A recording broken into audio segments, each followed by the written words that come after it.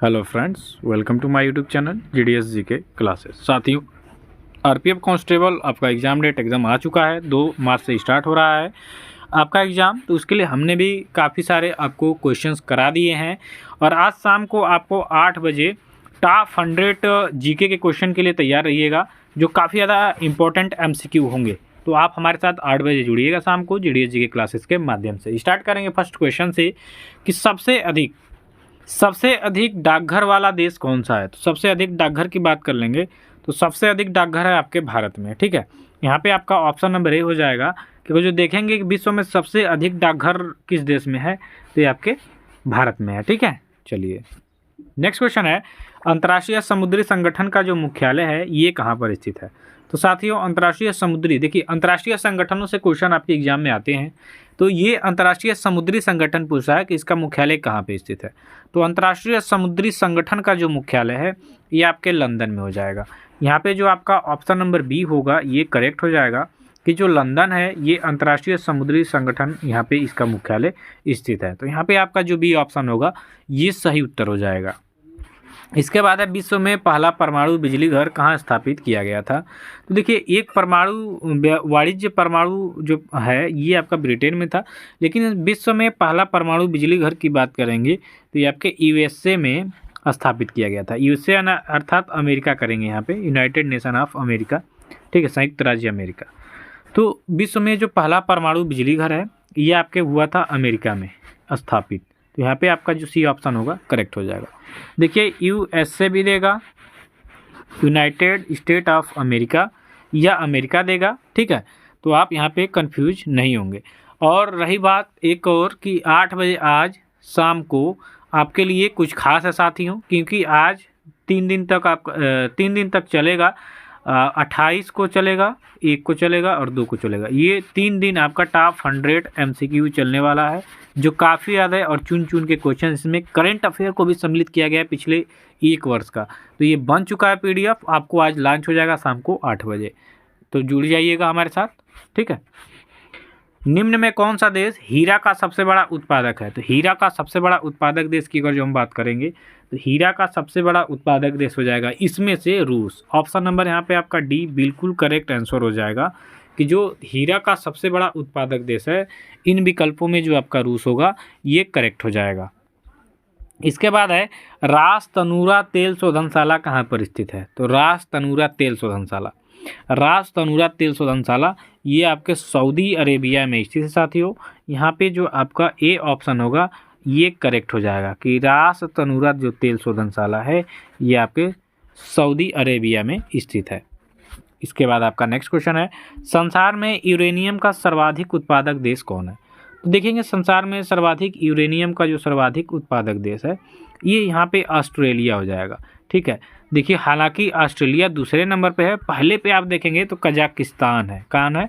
Kazakhstan. ठीक, Kazakhstan सर्वाधिक है, तो विकल्प में नहीं दिया है कजाकिस्तान यहाँ पे, तब दूसरे नंबर का जो ऑस्ट्रेलिया है इसका हम टिक करेंगे। भारत में भी यूरेनियम का उत्पादन किया जाता है। ठीक है, अमेरिका में भी है, ईरान में भी है, लेकिन सबसे ज़्यादा मिलता है आपका ऑस्ट्रेलिया और कजाकिस्तान में। 14% ऑस्ट्रेलिया में है, उससे अधिक परसेंट आपका कजाकिस्तान में मिलता है।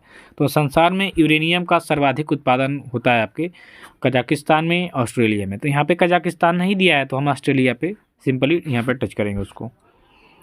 मैक्सिको सबसे बड़ा उत्पादक है। मैक्सिको का आपने नाम सुना होगा कि मैक्सिको सर्वाधिक उत्पादित करता है क्या, ये चांदी का उत्पादन करता है। ठीक है, किसका साथियों? चांदी का। यहाँ पे आपका सी ऑप्शन करेक्ट हो जाएगा।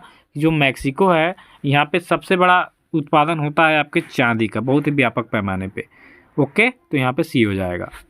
चलिए, विश्व में सर्वाधिक बोले जाने वाली भाषा कौन है। तो देखिए, व्यापारिक रूप से अगर यहाँ पे देता है तो व्यापारिक रूप से आपका अंग्रेजी हो जाएगा, लेकिन यहाँ पे मूल चीज़ के रूप में देखेंगे तो मूल चीज़ के रूप में मदारिन यानी कि चीनी, इसको मदारिन भी बोलते हैं। ठीक है, दूसरे नंबर पे है, पहले पे अंग्रेजी है, लेकिन ऐसे व्यापार के रूप में, क्योंकि ये कॉमन भाषा के रूप में प्रयोग किया जाता है अंग्रेजी। ठीक है, लेकिन जो चीनी है, चीन में सर्वाधिक जनसंख्या है, तो जाहिर सी बात है कि चीनी बोलने वाले ज़्यादा होंगे।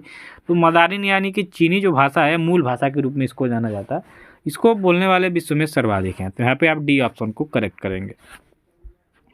कपास का सबसे बड़ा उत्पादक देश कौन सा हो जाएगा? तो यहाँ पे आप भारत भी है, अमेरिका भी है, तो यहाँ पे हम अमेरिका का चयन करेंगे।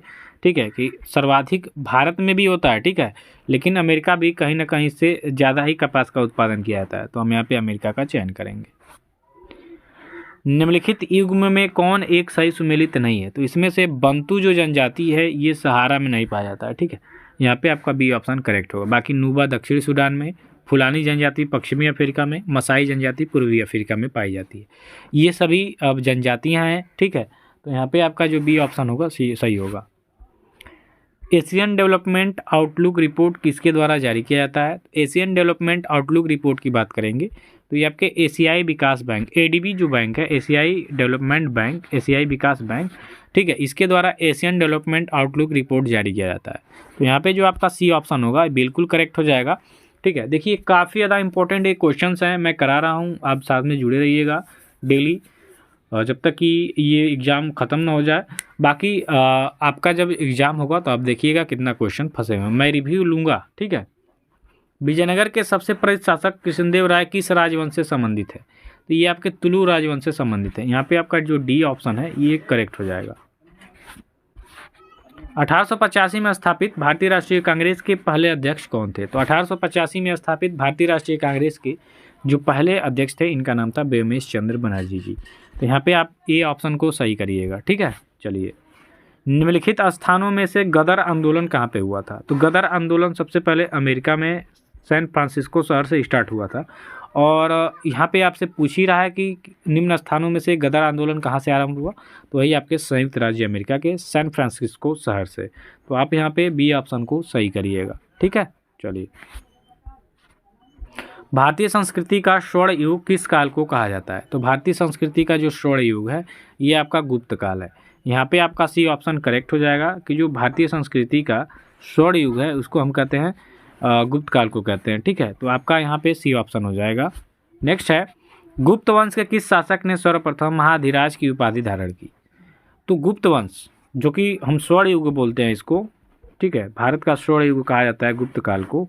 और उसमें गुप्त काल में एक ऐसे राजा हुए जिन्होंने महाधिराज की उपाधि धारण की, उनका नाम था चंद्रगुप्त प्रथम। तो आप यहाँ पे क्या करेंगे? डी ऑप्शन का चयन करेंगे सीधा भैया। गुप्त वंश का वह राजा कौन था जिसने हुणों को भारत पर आक्रमण करने से रोका? स्कंद गुप्त का आपने नाम सुना होगा, ये काफ़ी महान राजा थे गुप्त वंश में, बहुत ही मेहनत किया कि हुणों के आक्रमण को इन्होंने रोक रखा था एकदम। ठीक है, बाकी इनके बाद से हुण यहाँ पे प्रभावित हो गए और आक्रमण किया। तो यहाँ पे आपका ए ऑप्शन करेक्ट हो जाएगा। अगला क्वेश्चन आप देखेंगे कि हर्षचरित किसके द्वारा लिखी गई पुस्तक है? हर्षचरित की बात करेंगे तो बाणभट्ट के द्वारा लिखा गया। हर्षचरित में हर्षवर्धन यानी कि हर्ष के बारे में जानकारी मिलती है और इन्हीं के राजकवि थे जिनका नाम था बाणभट्ट। ठीक है, इन्होंने ये लिखा था पुस्तक हर्षचरित। अगला क्वेश्चन है, सम्राट हर्ष ने अपनी राजधानी थानेश्वर से कहाँ स्थानांतरित किया था?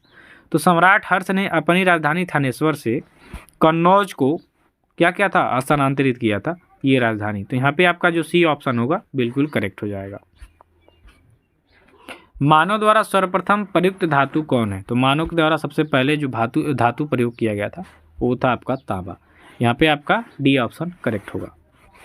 नेक्स्ट है, भारतीय संविधान का कौन सा अनुच्छेद भारत की विदेश नीति से संबंधित है? यहाँ पे आर्टिकल से क्वेश्चन आया है, आर्टिकल से आप समझ ही रहे हैं कि इम्पोर्टेंट है, आपके एग्जाम में पूछेगा। तो ये जो आर्टिकल 51 है इसमें बात की गई है भारत की विदेश नीति से। तो यहाँ पे आपका आर्टिकल जो 51 होगा ये सही हो जाएगा, अनुच्छेद 51। ठीक है, अनुच्छेद 51 जो कि विदेश नीति से संबंधित है। निम्नलिखित में से भारतीय संविधान के किस अनुच्छेद का उपयोग अभी तक नहीं किया गया है? तो अनुच्छेद 360 वित्तीय आपातकाल, इसमें क्या है आपका वित्तीय आपातकाल। तो वित्तीय आपातकाल का अभी तक प्रयोग नहीं किया गया है। ठीक है, आर्टिकल 360 इसका करेक्ट हो जाएगा। 73वें संविधान संशोधन अधिनियम द्वारा भारतीय संविधान में कौन सी अनुसूची जोड़ी गई? तो 11वीं अनुसूची ये जोड़ी गई थी। यहाँ पे आपका जो सी ऑप्शन होगा करेक्ट हो जाएगा। 74वें संविधान संशोधन अधिनियम द्वारा भारतीय संविधान में कौन सी अनुसूची जोड़ी गई? तो इसमें आपका 12वीं, ठीक है, 73 में आपका 11वीं और 74 में 12वीं, ये जो संविधान संशोधन अधिनियम द्वारा भारतीय संविधान में जो 12वीं सूची है ये जोड़ी गई। संघीय कार्यपालिका की व्याख्या संविधान के किस भाग में दी गई? तो भाग 22 है और भाग 5 में संघीय कार्यपालिका की व्याख्या दी गई है। ठीक है, चलिए संविधान के किस भाग में नागरिकता का उल्लेख है? तो नागरिकता जो आपका आर्टिकल 5 से 11 तक है, ये आपके भाग 2 में है। तो यहाँ पे आपका जो बी ऑप्शन होगा ये बिल्कुल करेक्ट हो जाएगा। नेक्स्ट है, भारतीय संविधान की कौन सी विशेष व्यवस्था इंग्लैंड से ली गई है भैया? तो ये ली गई है आपके संसदीय प्रणाली, नहीं, संसदीय प्रणाली, हाँ वहाँ से ली गई है, इंग्लैंड से, हम सॉरी अमेरिका हम समझे। ठीक है, संसदीय प्रणाली ली गई है। भारतीय संविधान में शामिल नीति निर्देशक सिद्धांत किसके संविधान से प्रेरित है? तो ये आपके आयरलैंड के संविधान से हो जाएगा। इसके बाद आपका नेक्स्ट क्वेश्चन है कि संविधान सभा के अस्थायी अध्यक्ष कौन थे? तो अस्थायी सदस्य थे डॉक्टर सचिदानंद सिन्हा जी। ठीक है, अस्थायी और अस्थायी के रूप में आप देखेंगे तो अस्थायी के रूप में था कौन?